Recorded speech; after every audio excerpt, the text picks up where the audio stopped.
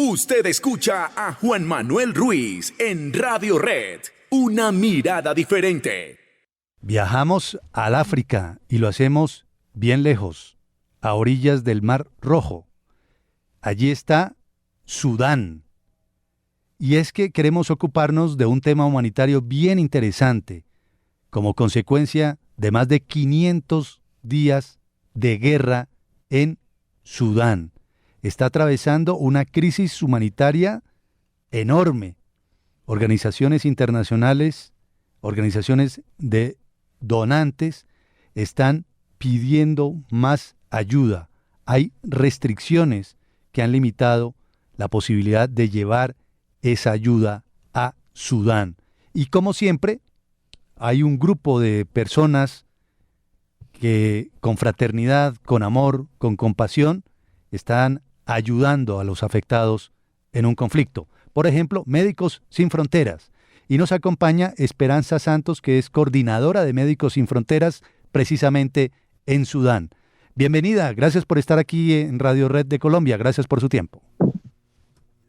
Buenos días y muchas gracias por el tiempo. Doctora Esperanza, para los oyentes de Radio Red, que la están escuchando en este momento en Colombia y en el mundo, nos escucha mucha gente a través de internet también, por fortuna, fuera del país. Quisiera pedirle a nombre de ellos una respuesta que sé que es muy compleja para algo tan difícil como lo que se está viviendo en Sudán. Pero, ¿qué es en últimas para entender fácilmente lo que ocurre en Sudán y por qué se habla de una guerra olvidada en medio de otras que están en desarrollo, Ucrania, Rusia, Israel, Palestina, en fin, ¿qué es lo que ocurre en Sudán? Sí, como bien comentó, Sudán está en conflicto hace más de 500 días, desde abril del 2023, y en tanto que a lo mejor hay otras guerras que están más en los medios de comunicación, creemos que la guerra es un poco olvidada porque no toma tanta atención y la gente no conoce que existe esta guerra. La guerra empezó en abril de 2023 entre las dos fuerzas armadas que presentes en el país, en el gobierno, y ahora están combatiendo entre ellas, y ha causado más de 10 millones de desplazamientos. Esto es en un país un poco parecido a Colombia, es casi alrededor de 50 millones de habitantes.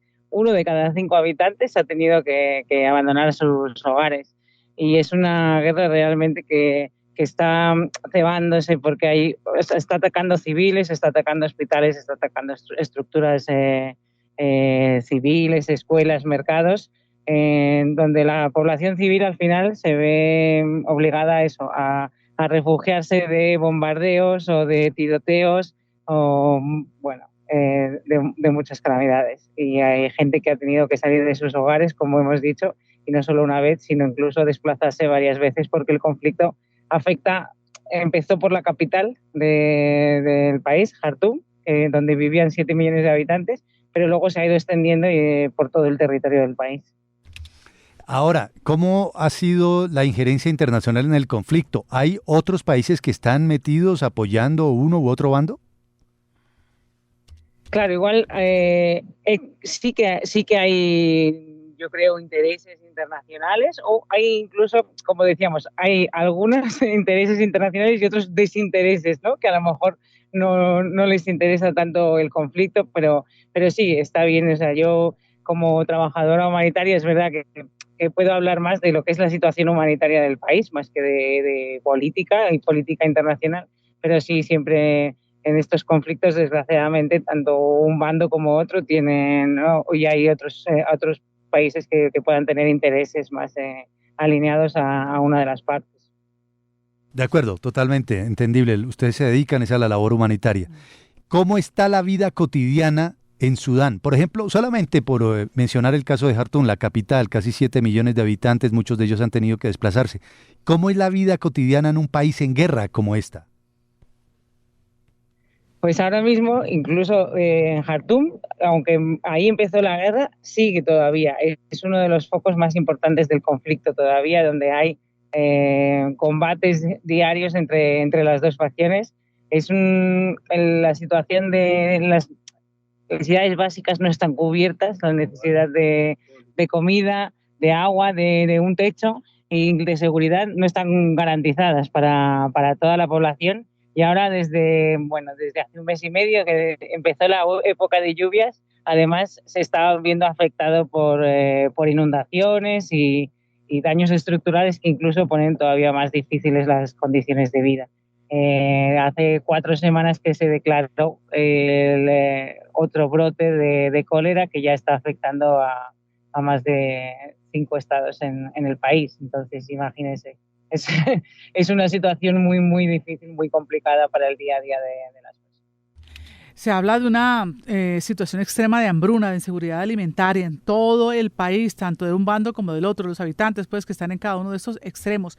¿Qué tanto las ayudas logran mitigar un poco esta situación de crisis humanitaria y también ustedes con la labor que desarrollan allí, logran entrar o se quedan en las afueras, en los cordones que se van formando de desplazados dentro de este mismo país? Claro, hay zonas donde la inseguridad alimentaria es mucho mayor y también, claro, el conflicto ha traído una crisis económica, ¿no? Entonces, estamos viendo en muchas zonas cómo incluso en los mercados empieza a haber carestía de alimentos y donde los productos están muy caros, la gente no tiene acceso a la cesta. Y esto está deteriorando. También estamos viendo niveles muy altos de malnutrición, tanto en niños como en mujeres embarazadas. Y está claro que estamos intentando llegar. Desde que empezó el conflicto, por ejemplo, en Médicos Sin Fronteras, hemos atendido ya más de 35.000 niños malnutridos, pero nos gustaría hacer más y nos gustaría llegar a más sitios. Nosotros estamos presentes permanentemente en 8 de los 18 estados, pero ahora mismo incluso estamos en otros 3 más respondiendo por el cólera. Y todavía hay zonas de muy difícil acceso, sobre todo las zonas que están con el conflicto más activo, tanto por seguridad como por daños estructurales, como por infraestructura, por las inundaciones, pero también por dificultades y burocráticas, también por parte de los dos bandos, pues todos estos factores hacen que no podamos llegar a todos los sitios donde hace falta. Es indudable que la labor de Médicos Sin Fronteras pues casi se convierte en una labor heroica y aparte del conflicto propiamente dicho y las condiciones que tienen que ver con el conflicto, ¿qué es lo que más dificulta la tarea de ustedes en terrenos, en esas zonas precisamente de guerra?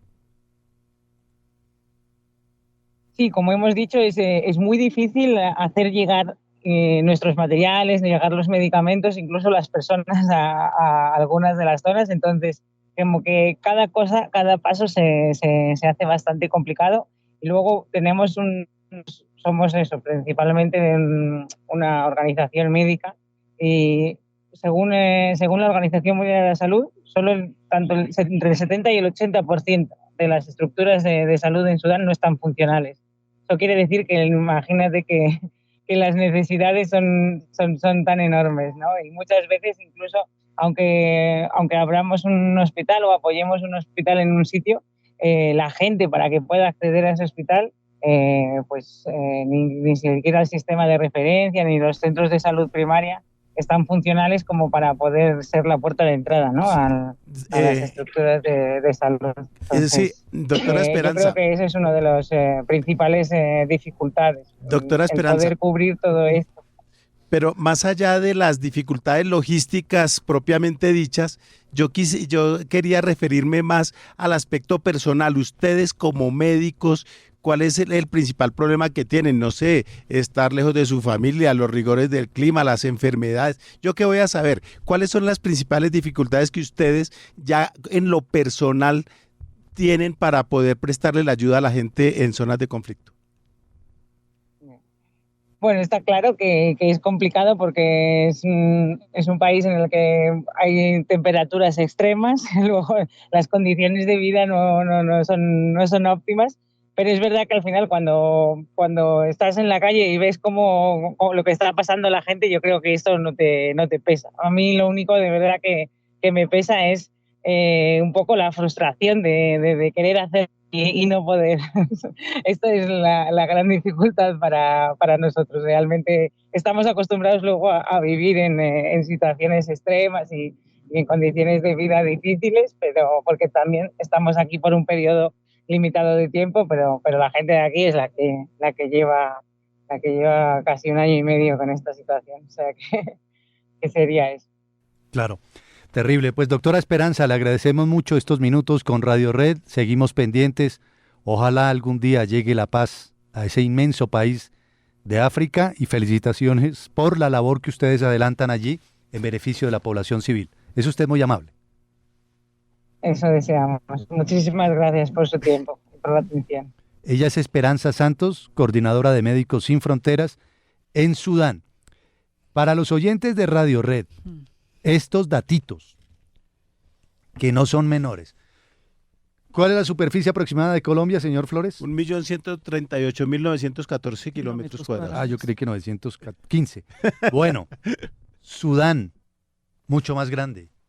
1.861.000. Tiene más habitantes que Bogotá, que Colombia, escúcheme. Tiene 48 millones Eso dijo de la habitantes, doctora, o sea, parecido. casi que la población de Colombia, Eso casi dijo que ella. exactos en población, siendo Mucho más Sudán extenso el territorio. mucho más grande. Ujú. Y llevan 500 días Más de un en año. guerra, mucho más de 1 año. Se desató esto en abril del 2023 y están muy necesitados. Hay 10 millones de desplazados. Y la hambruna.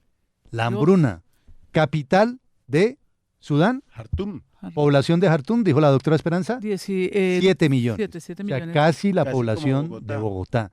Entonces imagínense que hay un país en África, casi como Colombia, más grande que Colombia, con la misma población que Colombia, pero en un estado de guerra hace 500 días, Sí. que está generando una situación humanitaria Y pavorosa. Y nadie se acuerda de ellos, no lo mencionamos. Se habla de una guerra olvidada por eso, ¿no? guardando, por supuesto, las proporciones, muchas de esas personas en Europa algún día imagínense que en Colombia llevan 50 años matándose entre unos y otros, hacen un proceso de paz, no funciona y otra vez se levantan nuevas guerrillas, nuevos grupúsculos y se dan entre otros, un país que no prospera, en fin, ciertas circunstancias. Y nadie sabía. Cree uno que de pronto hablarán así de Colombia, porque es que es un país que lamentablemente nunca hemos podido dejar atrás este conflicto interno que nos sigue afectando.